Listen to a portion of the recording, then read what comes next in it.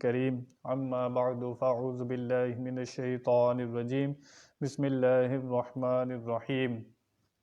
میرے معزز سامعین و ناظرین، السلام علیکم ورحمۃ اللہ وبرکاتہ۔ میرے پیارے آقا صلی اللہ تعالی علیہ وسلم کی پیاری پیاری احادیث کے ساتھ آپ کے سامنے حاضر خدمت ہوں۔ اللہ تعالیٰ کی بارگاہ میں دعا ہے کہ وہ میری زبان پر کلمہ حق جاری فرمائے، اور جو کچھ حدیث میں بیان ہو اللہ تعالیٰ اس کو سن کر اس پہ عمل کرنے کی توفیق عطا فرمائے۔ آج جو حدیث مبارکہ ہے اس کا مفہوم کہ جب انسان گناہ کر لے اس کے بعد نیکیاں کرے تو گناہ کو نیکیوں سے بدل دیا جاتا ہے۔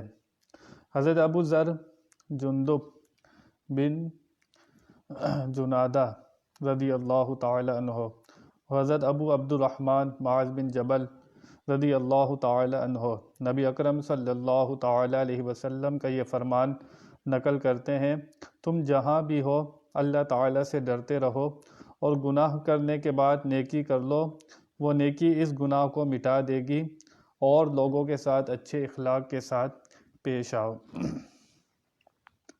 حدیث مبارکہ آپ نے سماعت فرمائی۔ نبی پاک صلی اللہ تعالی علیہ وسلم نے فرمایا کہ جب گناہ ہو جائیں تو اس کے بعد نیکی کر لے، نیکی گناہوں کو مٹا دیتی ہے۔ اور انسان کو چاہیے کوئی گناہ سرزد ہو جائے تو اللہ تعالیٰ کی بارگاہ میں فوراً توبہ کرے اور اس کی بارگاہ میں اپنے آپ کو توبہ کر کے پاک صاف کر لے، تو جو گناہ ہو جاتے ہیں حضور فرماتے ہیں اس کے بعد وہ نیکیاں کرے تو وہ نیکیاں گناہوں کو مٹا دیتی ہیں۔ اور دوسری بات حضور نے ارشاد فرمائی کہ لوگوں کے ساتھ اچھے اخلاق کے ساتھ پیش آؤ۔ اسلام میں اخلاق کی اہمیت 70% ہے، اور عبادات کو شمار کیا جائے تو اس کی اہمیت 30% ہے۔ عبادات کا درجہ 30% اور اخلاق کا درجہ 70%۔ آج ہم لوگوں سے غلطی کیا ہوتی ہے، کچھ لوگ عبادات میں اتنے بڑھ جاتے ہیں کہ وہ اخلاق کو بالکل پیچھے چھوڑ دیتے ہیں۔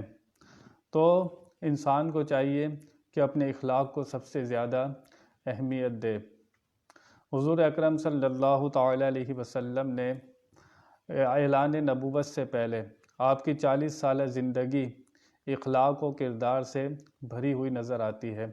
آپ نے 40 سال اس کی تبلیغ فرمائی، اخلاق و کردار دکھایا، اور لوگوں کو جب اعلان نبوت آپ نے فرمایا تو لوگ آپ کے اخلاق و کردار کی گواہی دیتے تھے کہ ہم نے آپ کو کبھی جھوٹ بولتے ہوئے نہیں دیکھا، امانت میں خیانت کرتے ہوئے نہیں دیکھا، کسی کو دھوکہ فریب دیتے ہوئے نہیں دیکھا۔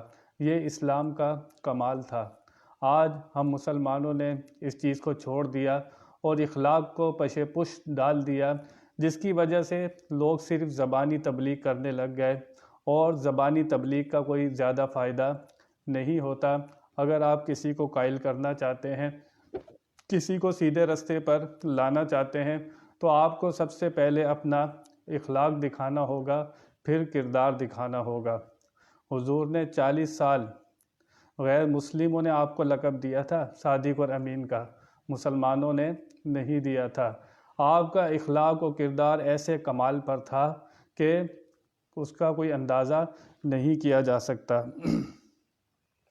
حضور اکرم صلی اللہ تعالی علیہ وسلم کی بارگاہ میں ایک مقدمہ پیش کیا۔ فرمایا گیا کہ ایک عورت ہے، وہ رات بھر تو نوافل پڑھتی ہے، پوری نمازیں پڑھتی ہے اور دین پر پابندی سے عمل کرتی ہے، لیکن علاقے والے لوگ اس کے اخلاق سے خوش نہیں ہیں۔ دوسری عورت کے بارے میں بتایا گیا کہ اس کا اخلاق تو اتنا اچھا، اس کے عمل تو اتنے اچھے نہیں ہیں، دین پر اتنی پابندی سے عمل نہیں کرتی، کبھی نماز پڑھ لیتی ہے، کبھی چھوڑ دیتی ہے، لیکن اس کا اخلاق بہت کمال پر ہے۔ جب وہ لوگوں سے اس کے جو معاملات ہیں بہت اچھے طریقے پر ہیں۔ حضور نے فرمایا جس کا اخلاق اچھا ہے وہ عورت بہت اچھی ہے۔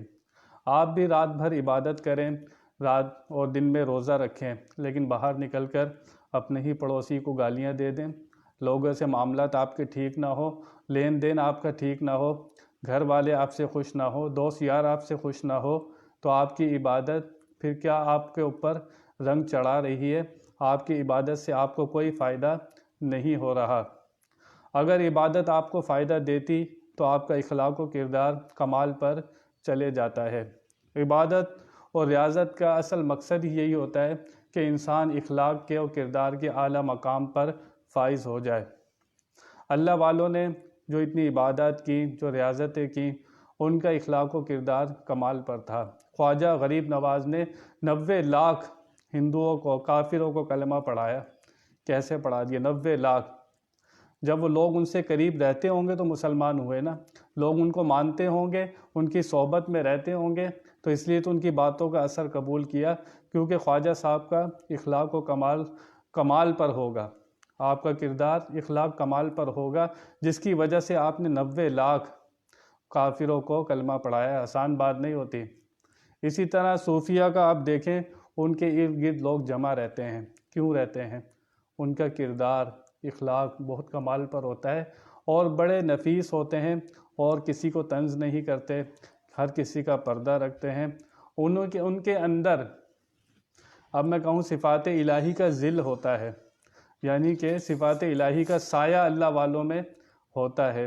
رب بھی انسانوں کے کتنے عیب دیکھتے ہیں، لیکن ستار ہے، چھپا لیتا ہے، کسی کے اوپر ظاہر نہیں فرماتا۔ رزاق ہے، رزق دیتا ہے، وہ اللہ الصمد، بے پرواہ ہے۔ تو اولیاء اللہ میں، اللہ والوں میں اللہ کی صفات کا یہ ظل ہوتا ہے، اور وہ اسی طرح سے لوگوں کو، جیسے اللہ تعالیٰ لوگوں سے درگزر فرماتا ہے، معاف فرماتا ہے، برابری کی بات نہیں ہے، وہ حقیقی طور پر، اس کی صفات حقیقی طور پر ہیں، لیکن اس کا سایہ اللہ والوں کے اوپر ہوتا ہے۔ کیوں؟ 24 گھنٹے جو اللہ کو یاد کرے گا، اللہ کے جلووں میں گم رہے گا، ہر وقت اللہ اللہ کرتا رہے گا، کیا اس پر اللہ کا رنگ نہیں چڑھے گا؟ لوہے کو آپ آگ میں ڈالیں تو آگ اس لوہے پر اپنا اثر چڑھا دیتی ہے، پھر لوہا وہ کام کرتا ہے جو آگ کرتی ہے۔ جو رات دن اللہ کے، اس کے رسول کے جلووں میں ہوگا، کہ اللہ رسول کا رنگ اس بندے پر نہیں چڑھے گا۔ جب چڑھ جاتا ہے ان کے اوپر رنگ، تو وہ لوگ بے ضرر ہو جاتے ہیں۔ ان کی ذات سے فائدہ ہی فائدہ مخلوق کو پہنچتا ہے۔ ان کی جو ذات ہوتی ہے، معاشرے کے لیے ایک مثال ہوتی ہے، اخلاق و کردار کی مثال ہوتی ہے، لوگ ان سے فیض پاتے ہیں، ان کی صحبت میں بیٹھتے ہیں تو ان کے بھی دل بدل جاتے ہیں، ان کے اوپر بھی رنگ چڑھنا شروع ہو جاتا ہے۔ کیوں؟ اللہ والوں کے اوپر رنگ اللہ کا ہوتا ہے، اور ان کی نظر میں اللہ ہوتا ہے، وہ جس پر نظر ڈالتے ہیں اس کو بھی نورانی کر دیتے ہیں، اس کی بھی صفائی کر دیتے ہیں۔ تو حضور نے فرمایا کہ جب گناہ ہو جائیں تو انسان اس کے بعد اپنے آپ کو نیکیوں میں لگائے، نیکیاں کرے تو وہ گناہ بھی نیکیوں سے بدل جاتے ہیں، اور اپنے اخلاق کو اعلیٰ سے اعلیٰ بنائے۔ جتنا اخلاق اس کا اعلیٰ ہوگا، یہ بندہ اتنا ہی اللہ کا پیارا ہو جائے گا۔ آج اخلاق ہمارے اندر سے نکلتا جا رہا ہے، جس کی وجہ سے آج معاشرہ بھی آپ دیکھیں، معاشرے کا کیا حال ہے، لوگوں کے گھروں کا کیا حال ہے، ہماری برداشت ختم ہوتی جا رہی ہے، صبر ہمارے اندر سے برائے نام رہ گیا، اور اخلاق بھی ہم وہاں دکھاتے ہیں جہاں پر ہمارا کوئی لالچ ہوتی ہے، کوئی مقصد ہوتا ہے۔ اخلاق ہمیں وہاں دکھانا چاہیے کہ جہاں ہمارا کوئی مقصد نہ ہو، کوئی لالچ نہ ہو، وہاں بھی ہم اخلاق دکھائیں۔ ہم سے چھوٹا ہے ہم اسے سلام کریں، ہم سے بڑا ہے ہم اسے سلام کریں، یہ توقع نہ کریں کہ یہ مجھے سلام کرے، میں اس سے اچھا ہوں۔ یہ وصف شیطان کا تھا، سب سے پہلے اس نے کہا تھا میں اس سے اچھا ہوں۔ تو انسان کو اس سے بچنا چاہیے کہ میں اس سے اچھا ہوں، یہ گمان کرے کہ سب مجھ سے اچھے ہیں اور میں سب سے برا ہوں۔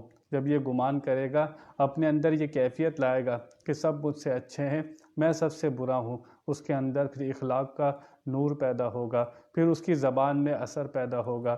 جب وہ اپنے آپ کو عقل کل سمجھے گا کہ میں ہی سب سے اچھا ہوں، میری عقل ہی سب سے کامل ہے، سب سے اچھا میں ہوں، تو پھر اخلاق کہاں دکھائے گا وہ؟ اخلاق تو وہ دکھائے گا، بولے گا میں کچھ بھی نہیں ہوں، سب کچھ اللہ ہے۔ تو حضور نے فرمایا کہ گناہ جو ہیں کرنے کے بعد بندہ نیکیاں کرے تو وہ گناہوں کو مٹا دیتی ہے، اور انسان اچھے اخلاق کی کوشش کرے، لوگوں سے میل جول کرے تو اچھے اخلاق کے ساتھ۔ اللہ تعالیٰ قرآن میں فرماتا ہے ہمارے نبی پاک صلی اللہ تعالیٰ علیہ وسلم کے لیے، جس کا مفہوم ہے آیہ مبارکہ کا، کہ اگر آپ اتنے نرم دل نہ ہوتے تو یہ آپ کے ارد گرد جمع نہ ہوتے۔ صحابہ کرام، حضور اتنے نرم دل تھے، اتنا نرم گوشہ رکھتے تھے آپ، کہ صحابہ کرام آپ کے ارد گرد ہمیشہ جمع رہتے تھے۔ اللہ فرما رہا ہے اگر آپ نرم دل نہ ہوتے، سخت گو ہوتے، آپ کی طبیعت میں سختی ہوتی، تو یہ آپ کے پاس سے صحابہ منتشر ہو جاتے، آپ کے پاس نہیں بیٹھتے۔ تو اس لیے حضور اکرم صلی اللہ تعالیٰ علیہ وسلم کا یہ وصف خاص تھا کہ آپ اخلاق و کردار کے اعلیٰ مقام پر تھے۔ آج بھی کوئی اچھا بننا چاہتا ہے، اللہ کا پیارا مقرب بننا چاہتا ہے، لوگوں کی نظر میں اچھا بننا چاہتا ہے، اخلاق لوگوں کو خوش کرنے کے لیے نہ دکھائے، اس لیے دکھائے اللہ رسول کا حکم ہے۔ جب اللہ رسول کا حکم سمجھ کر اچھے اخلاق پر آئے گا، لوگ خود بخود اس سے متاثر ہو کر اور سیدھی راہ کی طرف آئیں گے۔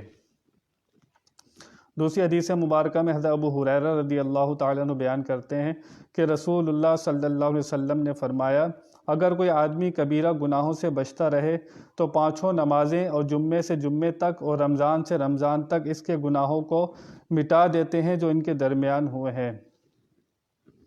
حضور نے فرمایا کہ کوئی اگر 5 نمازوں کا پابند ہو تو فجر سے لے کر ظہر تک جو گناہ ہوئے، جب ظہر کی نماز پڑھے گا تو اس درمیان جو صغیرہ گناہ ہوئے وہ مٹا دیے جائیں گے۔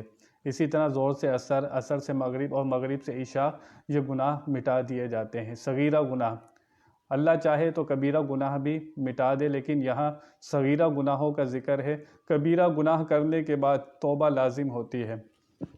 صغیرہ گناہ دن بھر میں جتنے ہوتے رہتے ہیں، اگر بندہ نمازوں کا پابند ہو تو ایک نماز سے دوسری نماز تک وہ گناہ مٹتے جاتے ہیں۔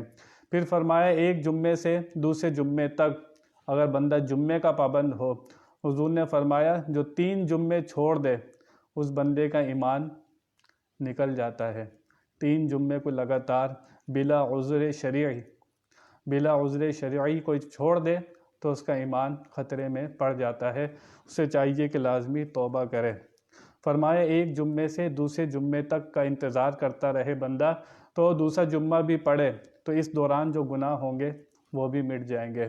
کچھ گناہ رہ گئے اگر نمازوں کے درمیان تو وہ ایک جمعے سے دوسرے جمعہ ادا کرنے سے وہ مٹا دیے جائیں گے۔ پھر فرمایا ایک رمضان سے دوسرے رمضان تک، اس رمضان کے روزے رکھے، پھر اگلے رمضان کے بھی وہ روزے رکھے گا، اس درمیان جو صغیرہ گناہ ہوں گے وہ بھی مٹا دیے جائیں گے۔ اس طرح صغیرہ گناہ انسان کے ختم ہوتے جاتے ہیں اور اس کی جو نیکیاں کرتا ہے وہ گناہوں کو مٹاتی جاتی ہیں، اس کی نیکیاں گناہوں کو بالکل مٹا کر اس بندے کو پاک صاف کر دیتی ہیں۔ لیکن کبیرہ گناہوں کے لیے توبہ لازم ہے۔ اللہ چاہے تو کبیرہ گناہ بھی معاف فرما دے، لیکن بندے کو کبیرہ گناہوں پر توبہ کرنی چاہیے۔ حضرت عمر بن العاص فرماتے ہیں کہ میں جب اللہ تعالیٰ نے اسلام کی روشنی سے میرے قلب و دماغ کو منور کیا، آپ فرماتے ہیں جب اللہ تعالیٰ نے اسلام کی روشنی سے میرے قلب و دماغ کو منور کیا تو رسول اللہ صلی اللہ علیہ وسلم کی خدمت اقدس میں حاضر ہوا اور عرض کیا، یا رسول اللہ صلی اللہ علیہ وسلم، لائیے اپنا ہاتھ آگے بڑھائیے، میں آپ صلی اللہ علیہ وسلم سے اسلام کی بیعت کرتا ہوں۔ آپ نے یہ سن کر اپنا ہاتھ جب بڑھایا تو میں نے اپنا ہاتھ کھینچ لیا، تو آپ صلی اللہ علیہ وسلم نے حیرت سے فرمایا، عمر یہ کیا؟ میں نے عرض کیا، یا رسول اللہ صلی اللہ علیہ وسلم، میں کچھ شرط لگانی چاہتا ہوں۔ آپ صلی اللہ علیہ وسلم نے فرمایا، کیا شرط ہے؟ میں نے عرض کیا، میں چاہتا ہوں کہ میرے ان تمام گناہوں کو مٹا دیا جائے جو میں نے اسلام سے پہلے کیے تھے۔ آپ نے فرمایا، اے عمر، کیا تم نہیں جانتے کہ اسلام ان تمام گناہوں کو مٹا دیتا ہے جو قبول اسلام سے پہلے کیے گئے ہوں؟ ہجرت ان تمام گناہوں کو دور کر دیتی ہے جو اس ہجرت سے پہلے کیے گئے ہوں، اور حج ان تمام گناہوں کو مٹا دیتا ہے جو حج سے پہلے کیے گئے ہوں۔ آپ نے سنا، حضرت عمر بن العاص فرماتے ہیں کہ جب اللہ تعالیٰ نے میرے دل میں اسلام کی روشنی پیدا کی، اسلام کا نور پیدا کیا، تو میں اللہ کے رسول کی بارگاہ میں چلا گیا اور میں نے کہا، حضور اپنا ہاتھ فرمائیے، میں اسلام لانا چاہتا ہوں، میں آپ کے ہاتھ پر اسلام لانا چاہتا ہوں، لیکن میں ایک شرط لگانا چاہتا ہوں کہ جتنے گناہ میں نے اسلام لانے سے پہلے کیے، اسلام لانے کے بعد وہ سب مٹا دیے جائیں گے۔ حضور نے فرمایا، ہاں کیوں نہیں، اسلام لاتے ہی پرانے سب گناہ جتنے تم نے کفر کی حالت میں کیے، اسلام لانے سے پہلے وہ سب مٹا دیے جاتے ہیں۔ اسی طرح بندہ جب ہجرت سے ہجرت کرتا ہے تو ہجرت کرنے سے پچھلے تمام گناہ مٹا دیے جاتے ہیں، حج کرنے کے بعد تمام گناہ مٹا دیے جاتے ہیں۔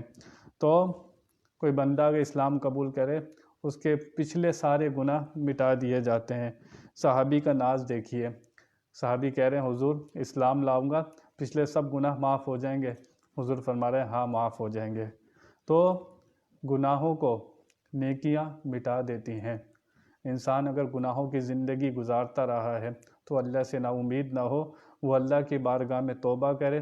توبہ کرنے کے بعد کم سے کم بندہ 40 دن تک تو وہ گناہ نہ کرے۔ اتنی بندے کے اندر پاور ہونی چاہیے، ارادے کی قوت ہونی چاہیے، انسان گناہ چھوڑ سکتا ہے۔ اسے اللہ تعالیٰ نے ارادے کی قوت دی ہے۔ جب ارادے کی قوت انسان استعمال کرتا ہے تو دنیا میں ہر کام کر لیتا ہے، مشکل سے مشکل کام بھی وہ کر لیتا ہے۔